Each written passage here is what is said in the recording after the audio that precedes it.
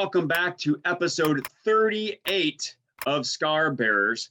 I'm Chris D.T. Gordon. It is fantastic to have you here with me today.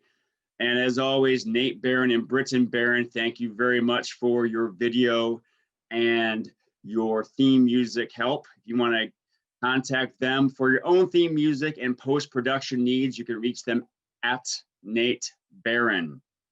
All right. So today's sponsor is snow. Snow, where are you? It is brown as brown can be here in New Ulm, Minnesota. I'm really disappointed in you, old man winter. Come on, let's kick it up a notch, all right? Okay, so today I am talking with my new friend, and I'm going to apologize ahead of time, Sandra Holte. Was I close? Yep. Closer? All right. Not Sandra Holte, as we would say here in America. And she is from Germany. How are you, Sandra? Pretty fine. Thanks. Excellent. And we have a strong connection in a couple of regards. First of all, we are both runners. And you run mostly trails, or you like trails more than road running? Well, I started with road running, but some friends asked me to go on a trail run with them, and I just loved it, so I just stuck to it. But when I started running in general, I always went for trails, not for pavement. But all the competitions I did were like city runs. Mm-hmm. Like Okay. 5K, 10K, half marathon maybe, and I did 2 marathons as well, but I was kind of disappointed, and I figured out that running in nature is just my I don't know what to say in English, like my thing. No, that's great. We use the word thing a little too much here, but it fits here. You know, it's just your element, I guess you would say. Yeah. Yeah. So what is the most interesting trail run that you've ever experienced, or maybe what's a fun trail run you like to do? Well, I think the most important one to me was just before catching NF, but we'll talk about that later. Yeah. Which is a 4-stage race in the Alps. It is organized by Lizzie Hawker. Maybe you know her. She's a famous trail runner from the US, obviously. Yeah, but the name sounds familiar. Yeah, and she lives in Switzerland now, and she just decided that she wanted to show all the other trail runners in the world her training ground. So she came up with that race on a hiking trail about 170 kilometers and 11,000 meters of incline. Oh, okay, incline. Wow, okay. Yeah. Elevation. And I mean, there are crazy guys who do it in just the whole thing. Sorry for thing again. But she also came up with a beginner's version of just 4 marathons for 4 days. And my boyfriend and I started that one. But that year, so 2019, we had lots of snow, and they had to cancel the race after 2 stages. Wow. But I really want to go back. Yeah, it sounds very interesting and very challenging. Now, you said the beginner was 4 marathons in 4 days. Yeah, I mean, this is like the easiest race. There are 3 races, one of 100K, the other one 170K, and like the 4-stage race. Wow. Now, how do you train for that? Because you don't just decide one weekend, I have nothing to do. I'm going to run 4 marathons in 4 days, and they're going to be trail marathons.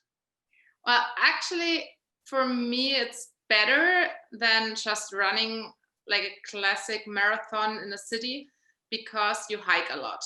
Mm-hmm. At least I do. I always hike when it's too steep, and I always run when I can run. And I think that's the how do you say in English? it's not so exhausting. Okay. For me, it is easier to keep a certain pace for about 12 hours, which is obviously around, I think the first day we needed like 6.5 or 7.5, and the second one about 10.5. Okay. But it was okay. I did never feel as exhausted as I did in the marathon I did. So. Wow. No, and that, yeah, I think you're onto something there, because like I said this morning, like I said before we started talking here, and when we're recording, I ran a trail 10K this morning, and we ran for a good hour, and we were going up and down hills, but it felt like we could have gone on for another 10K. We weren't just dead on our feet. I think if we were to do a road 10K, maybe we tried to run the same kind of relaxed style, we might have been a little more exhausted, and so it's interesting that you found that. What kind of shoe do you wear? Do you wear a traditional trail shoe when you run, or do you just wear any kind of shoe that you can grab and take out the door? No, my friends always say that I'm about the what do you call it in English? I'm so sorry. I No don't worries. get it, like that. I'm always about the gear, and when I started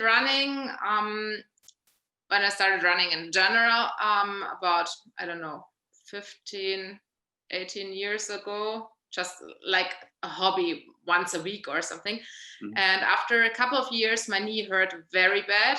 So the doctors told me that I should quit running. And I said, no, for sure I won't. And I looked up on the internet a lot of stuff, and I changed my whole running style. Mm-hmm. So this is why I went for barefoot shoes, but on trails, I don't really feel that I feel comfortable, but I don't feel safe going downhill with them. Mm-hmm. So I'm a very, very big fan of the ultras. So ultras. You said ultras, ALTRA. Yeah, exactly. Oh wow, so do I. I love those.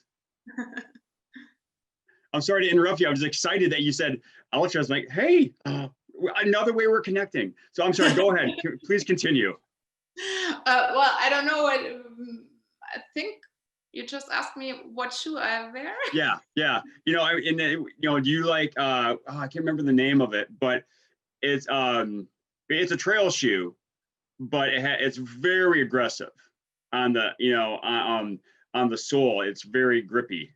And you wear something like that, or do you wear a traditional running shoe? Well, it depends on the ground. I mean, if I run in the Alps, I go for something with a little more sole. And if I just run in the forest over here, I usually go with the MT King, which is very great for muddy surface. Okay. Yeah, I wore some Torrens today, and just so you guys know, this is not sponsored by Ultra. We're not trying to hawk their shoes, but they are fantastic shoes. Wide toe box, 0 drop in the heel. You can't go wrong, folks. But no, I just was interested. I ran some Torrens today, and I have some Lone Peaks. I think they're called, but they don't have much of a cushion to them, and so I do those for maybe just 5Ks. Because after a while my feet get tired. But another way, and you mentioned this before, another way that we're connected besides our love of trail running and shoe wear, is that you also are a survivor of necrotizing fasciitis, or NF.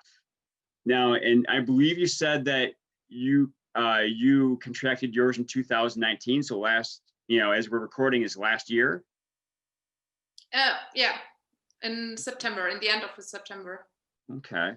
Now, I contracted mine by scraping the back of my right hand on my garage wall. How did you catch yours? Well, I was diagnosed with lipedema since 2004, I guess, or 2003. And Okay, I I'm sorry, always, I don't know what that is. I'm sorry. Can you explain? well, it's like a malfunction of the body, and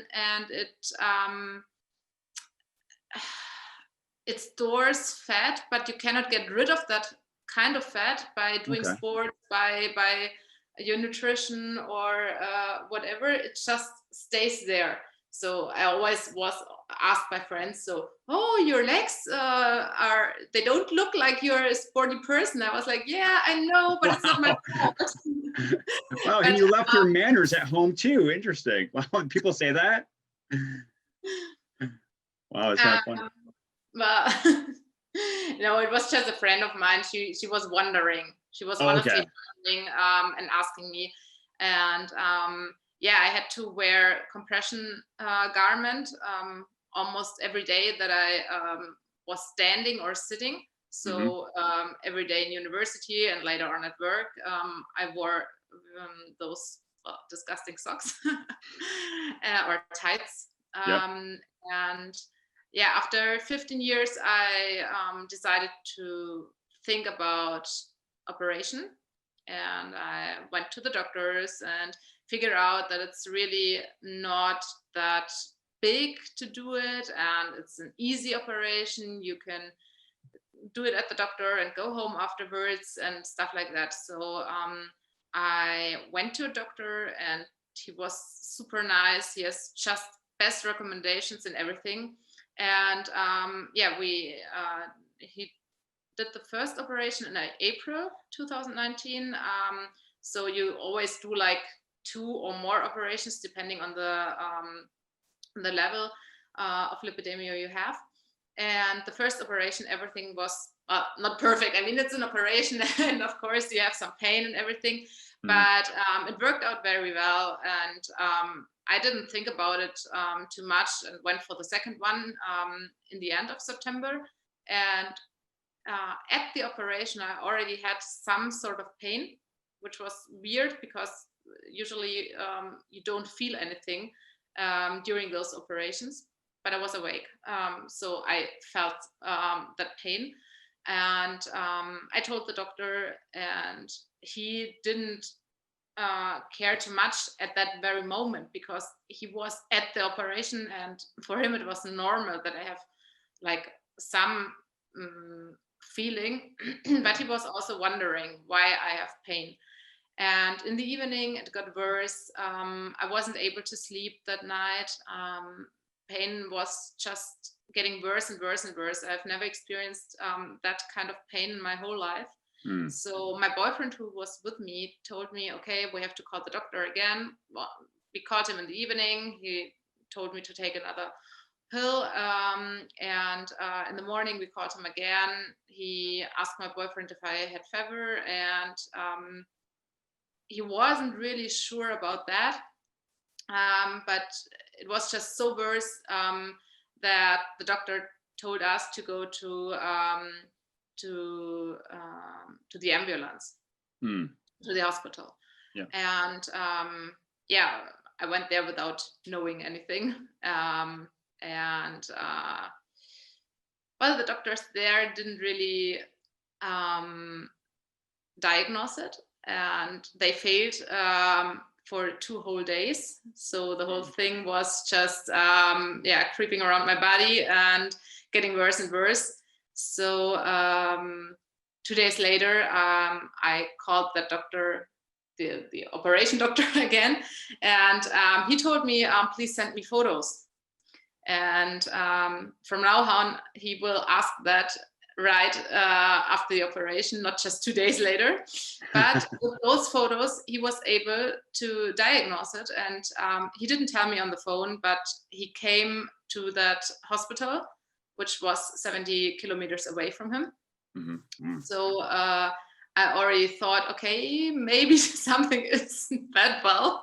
And yeah, then he told me, well, you have NF. And I was like, okay, yeah, you have NF. We will bring you to another hospital, and they will care for you, and that's it. And well, I was kind of feeling weird because I didn't know what it was, but I knew that it must be something very severe, because the doctors, the one in the hospital and the one from the operation, they were discussing and like really shouting at each other because it's such a hard diagnosis. Yeah. And then they brought me to the other hospital, right to the emergency room, and I went for operation, and I was kind of weird being there and asking the doctor at the new hospital, so, but do you have to amputate my leg now? And I was almost sure that he would tell me yes, but he didn't. He said it's only the skin and the fat tissue, so soft tissue. It's only the top layers. Yeah. Yeah. So where? Like, okay. Yeah. So where was the NF located on your body? In my calf, in my right calf. Okay. All right. But spread, so it was like not just in the calf, but it spread to the upper part. So the on the lower leg, it is around the leg, and on the upper leg, it is just on the side, the rear side. Okay. All right. What was going through your mind when they were having these discussions and you had this doctor who made a little more than a house call driving 70 kilometers to talk to you? What were you thinking? Well, the feeling I had in the hospital about the doctor at the hospital who did not diagnose it was, I did feel weird and not really afraid, but I didn't like him at all because he just did hardly anything. And yeah, right now I'm just I can't really express that because it's kind of a numb feeling about him. Okay. Because like later on, if you have an F, you learn a lot about that infection and a lot about what must go on in the head of a doctor who isn't sure if you have it. So I have some kind of understanding, but I don't understand why he didn't do anything for 2 days. I mean, he could have said, I don't know what it is, please see another doctor or anything, but he didn't do that. Well, and the other doctor is my lifesaver. So I'm very, very grateful. I'm still regularly in contact with him, and yeah. You know, I am the same way with the doctor who performed a lot of my surgeries, and also with the nursing staff that I spent most of my time in the hospital with. You know, I tried whenever I visit my in-laws. They live in the same town where I spent my time in hospital, and I tried to visit the floor and talk to the nurses and just keep up with them, because they were a huge part of my recovery, not only physically, but also emotionally. And so that's very good that you, and comforting to me that you had that, you know, that connection with that doctor that was your lifesaver. So what did they have to do to basically save your leg, save your calf? Well, they just took off the skin and the soft tissue, which was infected. And the doctor, before the operation at the emergency room in preparation, he told me that he will take away more than just the infected tissue to make sure that there is no infection left over after the operation. Yeah. And I mean, this is kind of, you feel like, okay, why do you take away more than you need? But afterwards, I'm really, really happy that he did, because they were able to put me on a wound vac, so that sucking bandage. Yeah. Right after 4.5 days. Okay. Which is pretty good. Yes. Yeah. You know, the reason I asked about the, what they did was because depending on where the NF is in your body, they have to watch out for certain areas. And when you explained how they cut past the infection, that's exactly what they did with me. They treated it like what firefighters do for a forest fire. They went a little farther ahead, and they did what I guess the body equivalent of a controlled burn, where they cut the area, where you can see here, they cut the area ahead of the infection. So like you said, they would make sure they got everything. And I'm not sure if you can see this part here. This is, I call this my thand, because it's part of my thigh that's now on my hand. And so that's why also I was asking, because depending on if if the infection like mine went deeper in, past the soft tissue, where they need to get other tissue from another place and make sure they could save the leg that way, because had they not done this, they would have amputated my arm. And so that's why I asked, because it's so, I don't want to sound morbid, but it's interesting to learn how each survivor, what the doctors had to do to make sure that they lived. And so that's why I asked. And so how long did you stay in hospital for? 7 weeks. 7, yeah. Yeah, okay. Because they had problems with the skin graft. They had to take away a tendon, and there were like 2 parts that weren't healing very well. So the one with the tendon, they took away the tendon. Afterwards, the skin graft stuck there. But on the other part, which is on, kind of the shin, they told me twice, we don't know if it will be possible. Maybe we have to do the same that they did with your arm. Which means they told me, in my case, it would have been a 12-hour operation, taking away part of my left leg and put it down there. And I was really afraid of that in my state. So I was very happy when they told me in the 4th operation that it worked, and skin graft stays there. But of course, it's not there are not only positive sides about that, because now it is stuck to the bone. Oh, yeah. Wow. So it's really connected so hard through the protein bridges, we call it in German. And now I have to work on that. Yeah. So now we're going to get back to your running after, post NF in a minute, but I just want to ask, how does that affect your running when it's connected in that way? Well, I don't really feel that I have problems in running, but I do have problems in the deep squat, for example. Okay. So there is some movements, but not the movements you need in everyday's life. And running, I can't really tell. Maybe it also affects me, but at least at the moment, I don't really notice. Okay. All right. Because, it's probably because, and I'm just guessing here, that your legs are moving so much that it develops elasticity, kind of stretches a bit and moves around a bit, maybe? I don't know. Well, doing sports in general is very, very good for the healing process. Because of the movement you give to your body, and also the process of reproducing cells. So I think running in general helps a lot. Not only running, it can be any kind of sport where you move your legs. In my case, legs.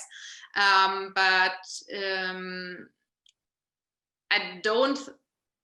Well, my physiotherapist doesn't say that it needs more movement, but like more the massage and just like really, really small movements with the fingers, manual therapy. Yep. Okay. Yeah.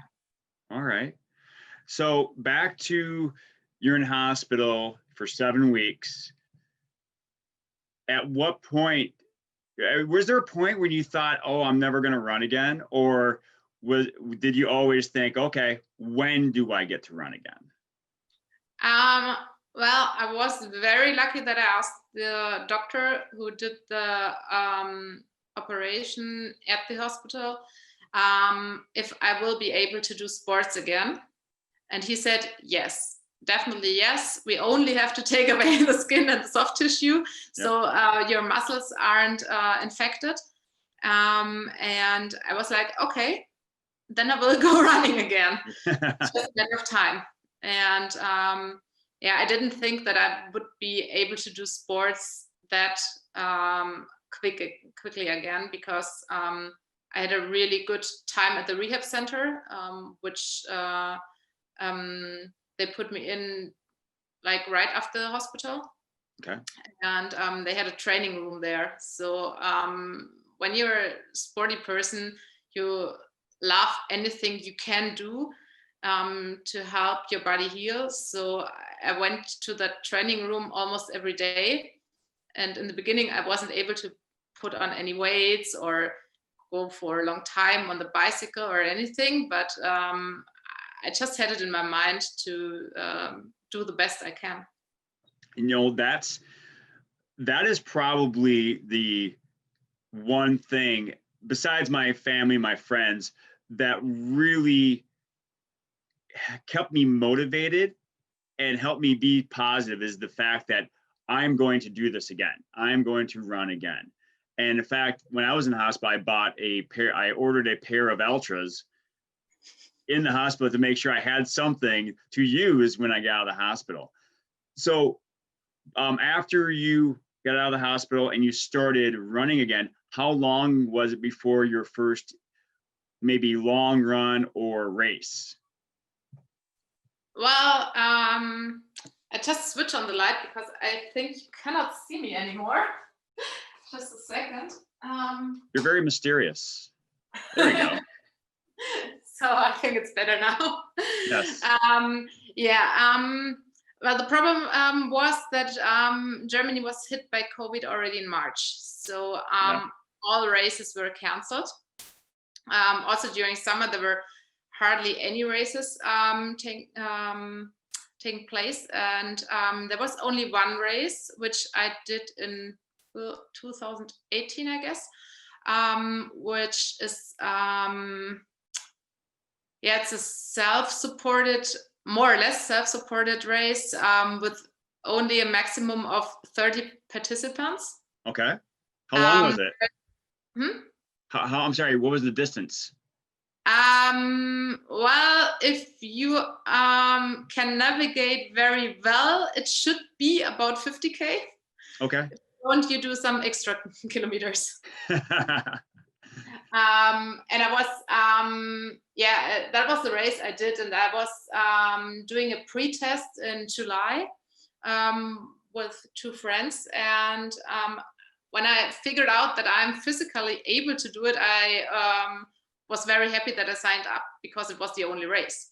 Yeah. But speaking of when I did my first longer run again, it for me took ages. Like looking at me from the view of another person, I think it was very fast. But in March, I needed about 1.5 hours for almost 11 kilometers, which was like, okay, you are very slow. But I managed to run all the time. I mean, it was very, very slow, but my body was able to keep up a certain level of movement for 1.5 hours. That's fantastic. Yeah, that's the kind of mindset I had as well. You know, when I started running again, I had to do a run walk method, and my running was basically glorified walking. But I had in my head, don't compare yourself to what you were before. Compare yourself to what you can do now, and then move forward. And so I think that, you know, what you had, your mindset is the exact mindset you needed, because if you try to compare yourself to what you were before, you're going to, for a long time, if, you know, forever, you're going to be defeating yourself and beating yourself up. So that's a great mindset to have. And that's a good time too. You know, I think 11 kilometers, that is just shy of 7 miles. So that's pretty good. Well, it's okay, but I'm glad that I'm now again about, I don't know, 70 minutes when I'm trail running, because I always have to go uphill. Yep. So I don't know my time when I run flat. That's do you live in the mountains? Not really, but it's a wine region, so we valleys.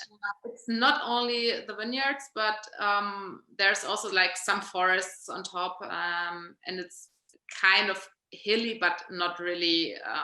There are no mountain ridges there. Okay, yeah, we New Ulm, where I live, or Ulm, sorry. You know, it exists in a river valley, and so you have to really pick your spots if you want to run on level ground, because eventually you're going to hit a hill. And so I'm very blessed to live in a place that has a lot of changing elevation.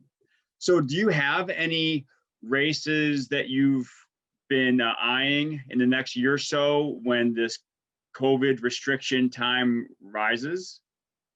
Not yet. I mean, I really would like to do that stage race again.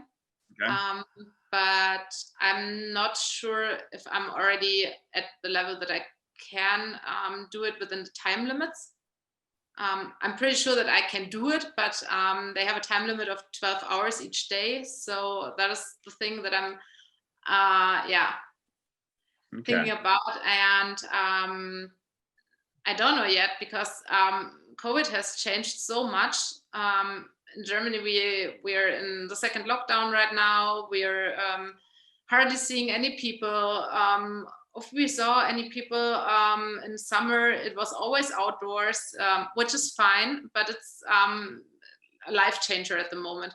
So not only due to NF, but also due to COVID, I'm not planning at the moment. Okay. All right. But you are running regularly, because I know we're going to end this interview in a few minutes so you can get get out there and get your run in for today. But you are running regularly pretty much right now, just for your own benefit? Yeah. Excellent. Yeah, I think being out in nature gives back so much.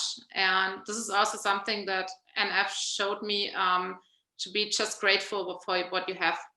You don't, I mean, of course, we can always be happier, but we can also be very happy with things we have. And this is just at the moment running in front of my door. And when I can, I will go to the Alps again and run there. Or now in winter, I would love to go splitboarding again, but at the moment, you just cannot do it. So I enjoy the things that I have at home. And I'm grateful for that. And it started in hospital, changing my whole mindset about that, because before I wasn't that thankful for anything. I just took it as granted. And when I noticed how lovely the caregivers were, and they really helped me. They helped me to look at my leg again, actually, like one nurse. And this was, it was for me changing the whole process of healing to finally be able to look at that kind of new leg. That is so beautiful to hear, because I think a lot of people, they forget to look at the positive and what they have, and they look at instead of what they lost. And the fact that you were able to find that strength to look at your leg again and and accept that and find that gratitude is phenomenal. And because you can't change your body until you change your mind. And so that's great that you're able to do that. So do you have any messages for anyone who might find themselves in a similar situation as you? Yeah, I think it is very important to think about things that make you happy, like to really figure out not the things that you can buy, but the things that maybe it's a good talk with a friend, or maybe it's reading a good book, or maybe it's sewing, maybe it's I don't know, drawing. There are so many things. In my case, it's doing sports, but make make sure that you get kind of that. I mean, with NF, of course, I wasn't able to go running in the beginning, but I was able to do some crunches, for example, on the floor. Mm-hmm. So this is what I did in the hospital already. And afterwards, I felt so good. And I'm pretty sure that if you're, for example, into drawing and maybe you just can't draw, then just take a small piece of Post-it and draw something very, very small. And yeah, I think it is very, very important to be aware of what is important for us. That's fantastic, Sandra. And again, I don't want to overuse the word beautiful, but it is, because like you said, we have the ability to find happiness in anything. And even if it's drawing a little bit on a Post-it note or going for a walk, doing the best you can with what you can is fantastic. So if someone wanted to reach out to you, what would they have to do? Where would they go? Well, I think the easiest way would be Instagram. I have an account called Necrotizing Fasciitis Survivor. I do get a lot of text messages there from other survivors or other people suffering from some kind of illness. I post some advice just for my daily life. Yeah, I think that's the easiest way. Okay. All right, excellent. And so my last question, and this is the question my audience always looks forward to. What is your favorite dinosaur?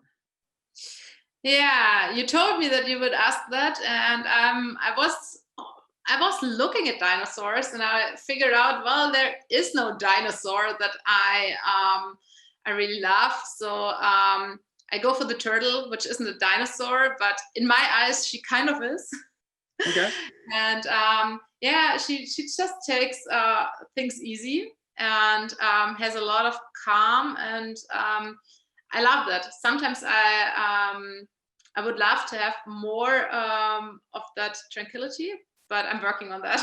Well, that's all we can do, is just to do the best that we can. And actually, there is a dinosaur called an Ankylosaurus or Ankylosaurus that has a giant shell and has like an armored shell and a big club tail. So, I mean, if you want to look into that, maybe that could be your dinosaur, but turtle works just fine. So thanks so much for joining me today, Sandra. I greatly appreciate your time.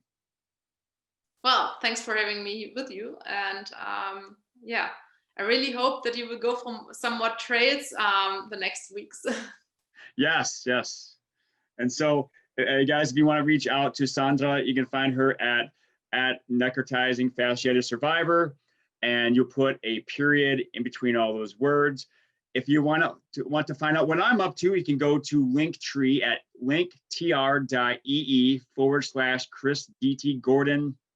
You can check out my podcast, obviously, the YouTube channel, my speaking websites, my Facebook, Instagram, and also you can order the book that I am featured in called Blue Talks Presents Business, Life, and the Universe, Volume 3. You can find that at BlueTalksBook.com. I'm in Volume 3, but there are other volumes as well. I think 1 and 2, if my counting is correct.